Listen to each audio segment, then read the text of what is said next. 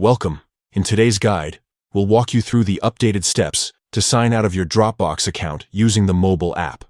Whether you're switching accounts or just ensuring your privacy, these quick and easy instructions will help you log out smoothly. Let's get started. First, open the Dropbox app on your device. Make sure you're logged into the account you want to sign out of. Once the app is open, look toward the bottom of your screen. You'll see several icons. Tap on the account or profile icon located in the bottom right corner. This will take you to your account overview. Next, locate the gear icon.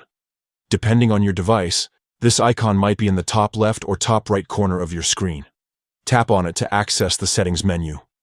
Now scroll down through the settings options until you find Sign Out of this Dropbox. Tap on this option to proceed. A confirmation prompt will appear asking if you're sure you want to sign out.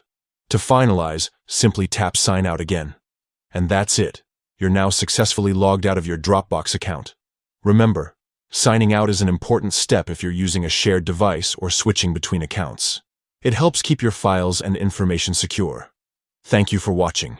If this tutorial was helpful, don't forget to share it with others who might need assistance. See you next time.